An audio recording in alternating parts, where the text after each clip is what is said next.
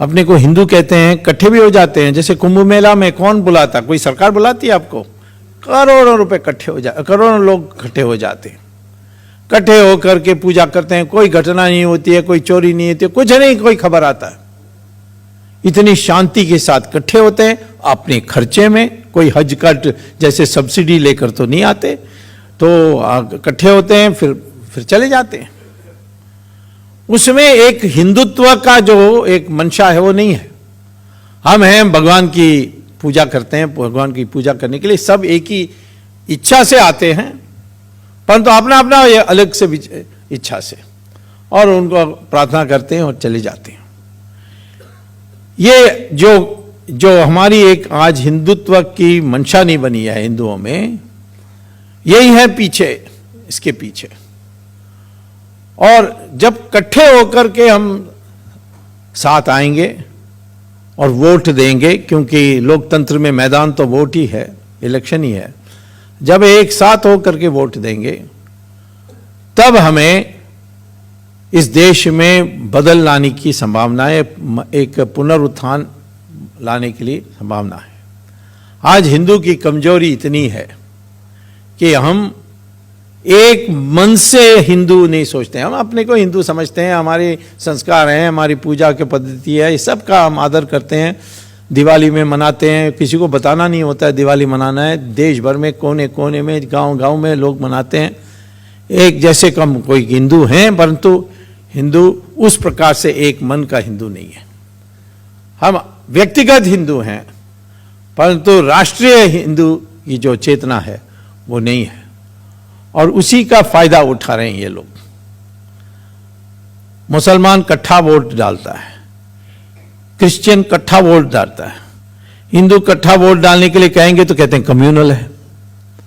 तो ये हमें एक मंशा पैदा करने के लिए तैयार कर रहे हैं कि हम किसी बात पर इकट्ठे ना हो, हिंदू का नाम लेने के लिए हमें शर्म आए। और कई ऐसे संगठन भी हैं जो अपने को हिंदू कहने के लिए भी तैयार नहीं है, यद्यपि उनका सारा भाषण प्रवचन सब हिंदू के नाम पर है। तो मैं आपसे ये पूछना चाहता हूं कि हमें जरा इस पर सोचें। ये हमारी इतिहास नहीं है। ये कोई लोग कहते हैं देखो हम तो पिटते आए हैं, इसलिए पिटते आए हैं कि हम बिखरे हुए थे, ऐसा नहीं है। हम लोगों का सभ्यता इतनी थी कि जो हमारे आपस में जो हम धर्म के आधार पर व्यवहार करते थे, उन्होंने हमने शत्रुओं जो बाहर से आए उनसे भी की थी। हमारी धर्म थी कि कोई भी युद्ध सूर्य उदय होने के पहले शुरू नहीं होगी, और जैसे सूर्य के अस्त होगा वापिस युद्ध विराम, और वापिस तंबू में रात को सो, और सुबह फिर आना। आप जानते हैं ऐसे ही होता था।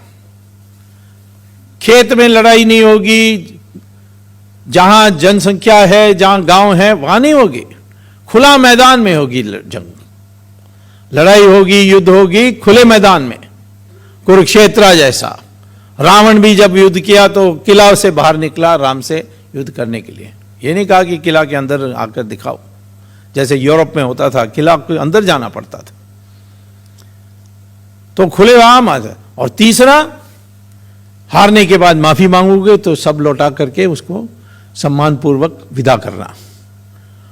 और पृथ्वीराज चौहान ने मोहम्मद गौरी को कितने बार माफ किया? 16 बार। एक बार से ज्यादा नहीं होना चाहिए था। ये तो पृथ्वीराज चौहान की मूर्खता थी। परंतु ये सारे नियम जो बने थे, ये हमारे देश के आपस में जब लड़ाई होती थी, हम इस नियम का पालन करते थे। एक बार वचन दे दिया कि मैंने गलत किया, क्षमा मांग लिया, तो दोबारा नहीं आना है। परंतु गौरी उस संस्कृति का था ही नहीं। वो रात को आया, शहरों में नगरों में घुसा, तो इसके लिए हम तैयार नहीं थे। और मौका मिला कभी कभी, जैसे पृथ्वीराज चौहान के फादर इन लॉ ने, जयचंद ने उनका साथ दिया, और इसीलिए पृथ्वीराज चौहान हार गए, और उसके बाद सारी रास्ता खुल गए। और इसीलिए जब शिवाजी गए और अफजल खान ने उनको दावत में बुलाया, तो उनको पता था कि कोई संस्कार का तो नहीं होने वाला है वहाँ। तो पूरी तैयारी के साथ गए, तो उन्होंने कहा और गला लगाओ, तो उन्होंने पंजा को उसके शरीर के अंदर कर दी और जहर से वो मर गए। तो लोगों ने, कई जवाहरलाल नेहरू भी लिखा, ये तो बड़ा गद्दारी थी कि भोजन में बुलाया और इसने उसको मार दिया। शिवाजी ऐसे नहीं थे, वो पहले राजा थे जिनको समझ में आई कि नियम बदल गया है, तो जिनके साथ लड़ना है तो हम भी अपनी नियम, अपने आपद धर्म के आधार पर नहीं, आपद धर्म के आधार पर हम युद्ध करेंगे। इसलिए ये विजय हुए। हमने पूजा की, जो भी हारे, जैसे राणा प्रताप हार के घास की रोटी खाए, लेकिन वो झुके नहीं। उसके जो रिश्तेदार थे मानसिंह जयपुर में, वो तो महल में रहे, क्योंकि उन्होंने अकबर को हिंदुस्तान की बादशाह मान ली, तो अकबर ने उसको सब दे दिया। पर उन्होंने कहा नहीं, मैं घास की रोटी खाऊंगा। तो आज तो राजस्थान में पूजा होती है राणा प्रताप की, मानसिंह को कोई नहीं मानता है कि बड़ा होशियार आदमी निकला, ये तो महल में ही रहा बचपन से अंत तक, सुख ही पाया। ऐसा हम नहीं सोचते। वैसे ही रानी झांसी, सुभाष चंद्र बोस, दक्षिण में रानी चेन्नम्मा कर्नाटक में, और तमिलनाडु में कट्टाबोमन, जिनको अंग्रेज़ों ने फांसी दिया था, और राजा था, उसको फांसी दिया चौराहे में, लेकिन उसी की पूजा होती है। तो हमारे देश में हम लोगों ने कभी नहीं भूला, जो साहस के साथ हारे भले परंतु हिले नहीं, झुके नहीं, ऐसे लोगों को हमने पूजा की। हमें कई नए नियमों का सीखना होगा, क्योंकि ये जो विदेशी आ रहे हैं आज, ये नए तरीके से आपके साथ लड़ रहे हैं, आपके दिमाग में घुस रहे हैं। अब वो युद्ध नहीं होगा कि बड़ी सेना आएगी, सीमा पार करेगी, ये तो दिमाग में करेंगे, नए नए तरीके से आपको कंट्रोल करेंगे। आज हमारे कई मंत्री के कंट्रोल पाकिस्तान के हाथ में है। क्यों? क्योंकि वो हवाला के जरिए पैसा भेजते हैं। 2G का पैसा ऐसे ही गया है, दुबई जाती है, दुबई में से वहां से वो फिर ट्रांसफर होती है डॉलर में अकाउंट में, और दुबई में आप कोई फाइनेंशियल काम नहीं कर सकते जब तक ISI को आप दक्षिणा नहीं दोगे। तो ये सारे हवाले वाले उनको बताते हैं कौन सा मिनिस्टर का कितना अकाउंट, कितने पैसा हम जमा कर रहे हैं, सारे इनके पास हैं। और इसीलिए ये रोना कि अफजल गुरु, उसको अभी तक फांसी क्यों नहीं दिया? किसी मंत्री को हिम्मत है उसको फांसी देने के लिए? उसका बैंक अकाउंट पेपर में आ जाएगा तो बर्बाद हो जाएगा, इसलिए नहीं करेगा। कसाब चिकन तंदूरी खा के, कसाब खुद कहता है कि इतना सुखी जीवन मैंने पाकिस्तान में कभी नहीं पाया था जो इंडिया के जेल में मुझे मिल रहा है। तो ये सारी ब्लैकमेल हो रहे हैं। तो ये नया तरीका है काउंटरफीट करेंसी से, और आज हमारे दिमाग में ये तैयार की जा रही है कि हमारी इतिहास ऐसी है, ये ऐसे ही है, ये तो एक देश कभी नहीं था, अंग्रेजों ने इसको साथ बनाया, उसके संदर्भ में है। और इसमें आप देखिए मुसलमान का दिमाग साफ है, और इसीलिए मुसलमान को दोष देने की कोई जरूरत नहीं। ये कमजोरी हमारे में है। जिस दिन हिंदू इकट्ठा हो जाएगा, मुसलमान भी ठीक हो जाएगा हमारे देश में। हमारी मजबूरी, हमारी कमजोरी है हिंदू में एकता ना होने का। देखिए मुसलमान इतनी, उसके दिमाग साफ है कि सऊदी अरेबिया में वो आपको मंदिर नहीं बनाने देगा, वो आपको दिवाली घर के अंदर नहीं मनाने देगा, वो आपको नौकरी में जाते समय रामचंद्र जी का फोटो रखने नहीं देगा पॉकेट में। और यदि आप अभी किसी का, मैंने सुना है कि किसी को ये बड़ा हल्ला हो गया है कलकत्ता में कि किसी ने दिखाया किसी क्रिकेटर का रामचंद्र के रूप में, या ये जो विराट कोहली को रामचंद्र के रूप में, और मुसलमान उसको नमस्ते कर रहे हैं, तो उसमें दंगा हो गए कलकत्ता में कल। तो वो वहां तो वो आपको, आप अल्पमत में हैं, वो बहुमत में हैं, वो राज कर रहे हैं, तो आपको बिल्कुल नहीं, आप मंदिर नहीं बना सकते। कोई मंदिर है सऊदी अरेबिया में? आपको आप दिवाली नहीं मना सकते, अब रामचंद्र जी का फोटो पॉकेट में नहीं रख सकते। और हमारे देश में वो मस्जिद बनाएंगे, सारे त्योहार करेंगे, हैदराबाद में कहेंगे रामनवमी भी नहीं कर सकते हैं। और पुलिस भी उनका साथ दिया क्योंकि गवर्नमेंट ने साथ दिया। तो ये हमारे देश में जहाँ भी वो माइनॉरिटी में है, वो जो मांगते हैं जब वो मेजॉरिटी में आएंगे वो नहीं देंगे आपको। तो ये उनका दिमाग साफ है, माइनॉरिटी में मांगते रहो और मेजॉरिटी में मत दो कुछ जो माइनॉरिटी मांगे।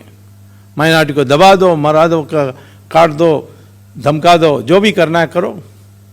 तो इनके दिमाग साफ होने के कारण हमें समझना चाहिए। मस्जिद को तोड़ नहीं सकते हो, यहां कहते हैं राम मंदिर बनने नहीं देंगे, यद्यपि ये मस्जिद राम मंदिर तोड़ करके बनाई गई थी। काशी विश्वनाथ में दिखाई पड़ती है कि काशी विश्वनाथ को तोड़ के मस्जिद बनी है, वृंदावन में दिखती है। वो कहते हैं मस्जिद को नहीं तोड़ सकते, लेकिन सऊदी अरेबिया में सब मस्जिद तोड़ते हैं, सरकार तोड़ती है, सड़क बनाने के लिए तोड़ती है। एक बार राजा को, सऊदी अरेबिया का राजा है, उनको मक्का में अपना महल बनाना था, तो उन्होंने वहां एक बिलाल मस्जिद थी उसको तोड़ दिया। अब कई लोगों ने कहा कि कम से कम इसको नहीं तोड़ना चाहिए था, क्योंकि ये बिलाल मस्जिद वो मस्जिद है जहां मोहम्मद नमाज पढ़ता था, तो कम से कम इसको छोड़ देते। तब सऊदी अरेबिया ने बयान निकाला, औपचारिक बयान, कि ये जो लोग कह रहे हैं ये मूर्ति पूजा के रास्ते में आ गए हैं। नमाज पढ़ने की सुविधाजनक है मस्जिद, और इसीलिए मस्जिद को तोड़ के दूसरी जगह बनाई जा सकती है, और इसीलिए हम वो जो मस्जिद है उस मस्जिद को दूसरी जगह में बनाएंगे। मोहम्मद वहां नमाज पढ़े तो क्या है, वह मूर्ति पूजा नहीं मानते, और जिन्होंने महल बनाया। हमारे देश में कितने मस्जिद सड़क के बीच में हैं, उसको हटाने को हिम्मत है? पाकिस्तान का भी ऐसे ही होता है, वो मस्जिद को तोड़ते हैं। ये मुशर्रफ ने तो 6 मस्जिद एक दिन तोड़ दी थी सड़क बनाने के लिए। तो हमारे देश में वो कहेंगे नहीं मस्जिद नहीं तोड़ सकते, परंतु जहां वो मेजॉरिटी में वहां मस्जिद तोड़ सकते हैं। उनका दिमाग साफ है, आपका दिमाग साफ नहीं है। कश्मीर में जो नियम चलती है वो दूसरी जगह में नहीं चढ़ेगी। वहां तो मस्जिद मंदिरों रोज तोड़ रहे हैं, कोई नहीं बोलता है। वहां से उन्होंने हिंदुओं को भगा दिया बाहर, और वो कैंप में ठहरे हैं। हम क्या कर पा रहे हैं? इन सबको वापस भी नहीं भेज सकते हैं, वो मार देंगे तो उनको मार काट देंगे। हम कुछ कर तो सकते हैं। हमारे देश में 1 करोड़ भूतपूर्व सैनिक हैं, उसमें से 10 लाख को छांट लीजिए जो आज भी युद्ध करने की स्थिति में हैं, उनको पैसा और हथियार दे दीजिए और कश्मीर में जाकर बसिए। तब हम कर सकते हैं, एक हवा पैदा कर सकते हैं, एक माहौल पैदा कर सकते हैं जिसमें बाद में कश्मीरी पंडित जा सकेंगे। पर उसके लिए हिम्मत चाहिए। लोग कहते हैं वो 370 धारा रास्ते में आ जाएंगे, पर 370 धारा तो बनी थी कि ये जो धार्मिक अनुपात है इसमें बदल नहीं आनी चाहिए, लेकिन टेररिस्ट ने तो धार्मिक अनुपात को बदल दी, हिंदुओं की संख्या को 0 कर दी वहां। तो ये तो 370 के खिलाफ ही है। तो हम तो 370 के मदद के लिए 10 लाख भूतपूर्व सैनिक